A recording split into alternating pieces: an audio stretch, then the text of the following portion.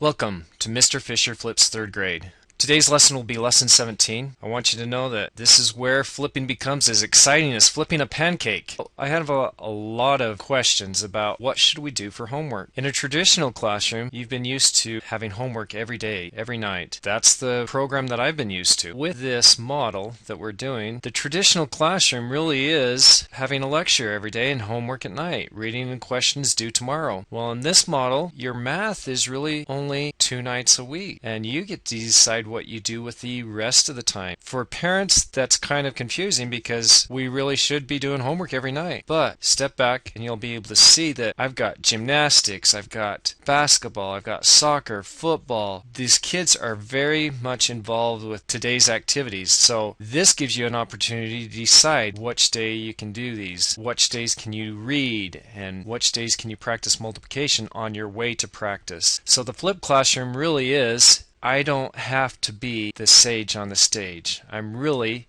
able to help the students learn within the classroom, and you will watch the lecture online. With this, I want you to see that Mr. Fisher Flips 3rd grade, there is a lesson that will be posted every Monday and Wednesday right after school. I've put 2 new things up. I want you to check out the 2 tabs that are called Math Practice and Math Songs.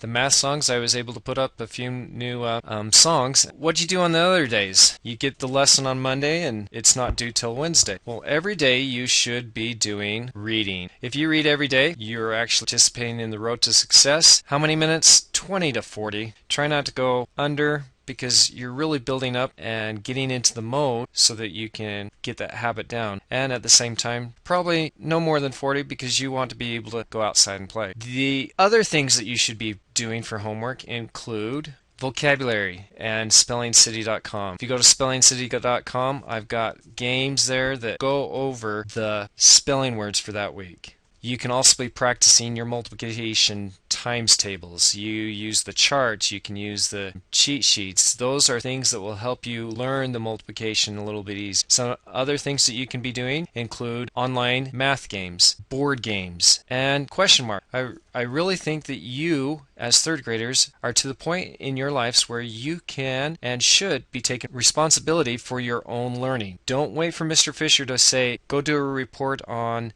insects, or wait for your mom and dad to tell you that you should be studying. Find some things that you know or would like to know and go find out information about it. That really will help you in your learning. And so 2 to 3 times a week, find a different activity. Spelling should be studied at least once a week, if not twice, and if you struggle, I would study it 3 days a week. But every day, read, and then on Monday and Wednesdays, do the flip lesson. Let's get started with today's lesson. Today's lesson is actually working with multiplication and division games. We're going to be practicing games, and so if you are listening to this video, you'll know that we're going to have games, but I thought this was math. You'll see that games are very important in learning and understanding how patterns and numbers work together. You'll be surprised how much you do use when you play games. Let's play some games. Well, before we start, let's get warmed up with an actual math problem. So this is problem number 1 in your homework. The bookstore is advertising a special. Buy 2 books and get 1 free sale. The regular price for 1 book is $9. How much would it cost to buy 6 books while they are on sale? Write it down, see if you can get the answer. Now to look at the lesson. Like I said, it's all about game. When we go to model it, we're going to play what is called the 3 in a row game. For some, you'll think of this as playing bingo with math numbers, and that's pretty much the best way to describe it. But let's go through the details. First of all, draw a 3x3 game grid on the board. It looks just like tic-tac-toe, doesn't it? Write 9 products in the grids for 2s, 3s, 4s, 5s, or 9s.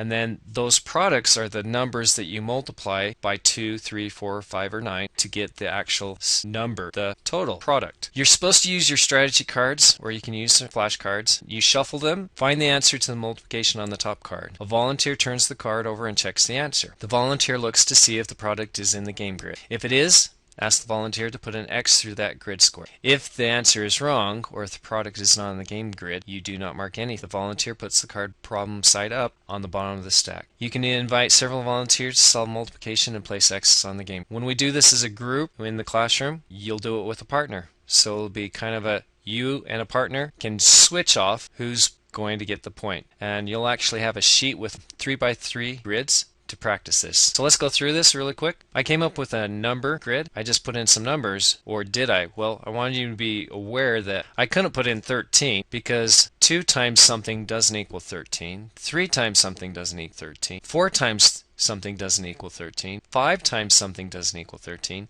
and 9 times something doesn't equal 13. When I did this number generator, I had to be aware of what numbers I could put in. Some of these numbers, like 16, hey, I could put that one in. 16, I can put that one in the grid, but I couldn't put 1 in. Let's put some of the numbers in the grid. I'm going to take this 3, put it in that grid also. We have our grid all made up. You notice I just grabbed a 3. Now, with my strategy cards, I can actually take some numbers. Let's see if you guys can do one. Let's do 4 times 9. Is that number on the grid? It is. If you take that number, X through it, 63? Ah, good. It's 36. So you cross that one out. But what if I had another one like, here's another one. Let's go back to our 2 times 6. 2 times 6, is it up there? Yeah, it is. Here's another one. 3 times 4. 3 times 4, is it on there? Yeah, but we already got that one. So you can't get it twice. See how that product was the same for 2 times 6 and 3 times 4? So you have to give it up to another person. That one is kind of fun, and you'll be able to put your own numbers in. And what you'll do is you'll take the multiplication table and you'll just write down product numbers. Quick practice. I want you to practice with me on the video. Ready? Here we go.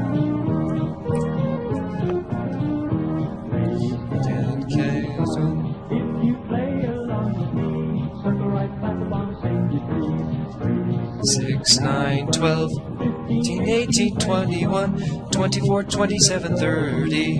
Do it one more time. 9, 12, 15, 18, 21, 24, 27, 30.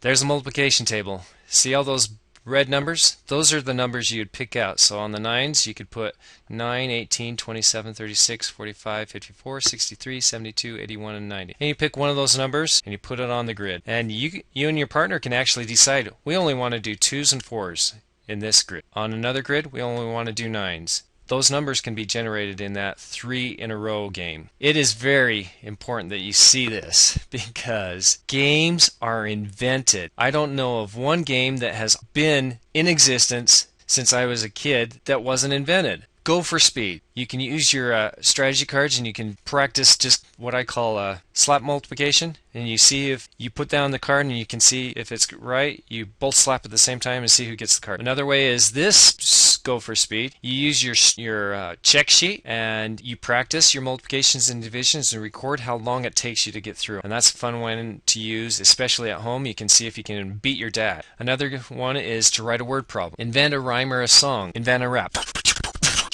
2 times 4 is 8. 4 times 4 is 16. And you can kind of make a rap out of it or something. Have some fun with multiplication. Do some fun things that make you use the multiplication chart or your mind even better. You notice this is another game. This is called Division Race, and you'll actually have this chart that will be taken. You'll be able to take home, do it with your family. Great family night activity. Here's the next problem that you need to do. But before we do this problem, I wanted to explain what this is because you might see this on homework. And I remember last year, always ask about this question because one, it doesn't make sense. So today I'm going to try and make sense of it a little bit, and we're going to do this part together. As you read each problem and decide what type of problem it is, write the letter from the list below. Then write an equation and solve the problem. It's trying to show students what arrays are and how those arrays are either multiplication or division. What I've done is I've got 4 hearts by 3 hearts, and we know that's 4 times 3 equals 12. Well, that is an array of multiplication. We see that it's grouped into 4 by 3. This equation would match an array multiplication. Now what if we have 12 and we put them in an array by 4 columns? That is an array division. 12 divided by 4 equals 3 rows.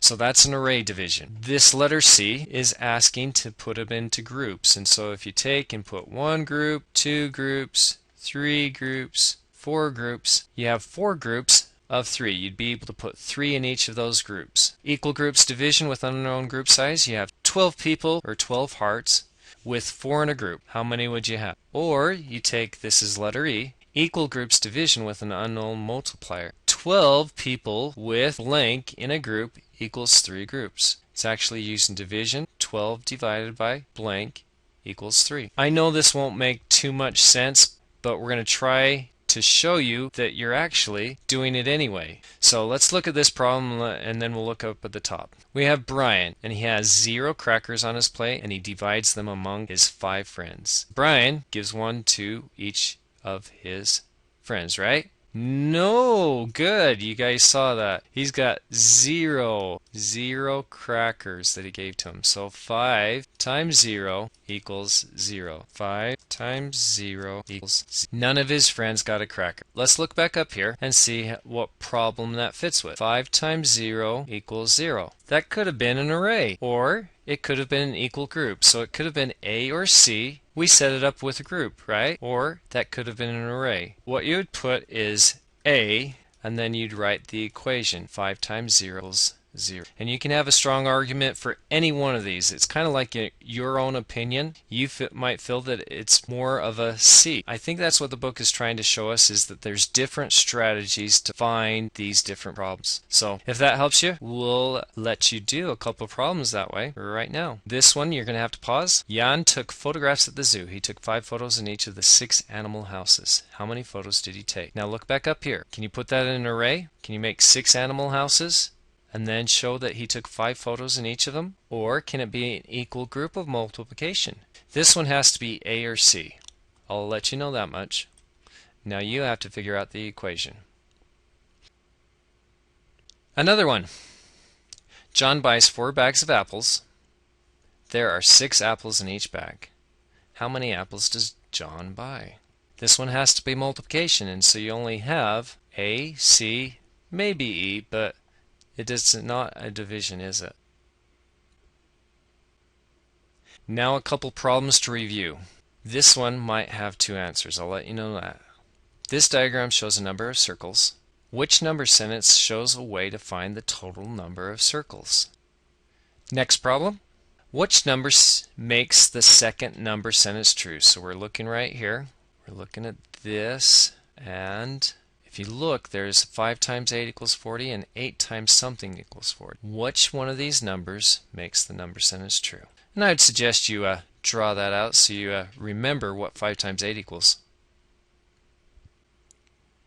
Last 3 problems. 72 divided by 9, 2 times something equals 14, and 40 divided by 10 equals something. This will be all for today. And remember, even though you get done, you still should read. One of my favorite books was Bernstein Bears, and you might not like Bernstein Bears anymore because you've grown out of them, but go find a book that you could read and enjoy it. And that's all for today. Good night.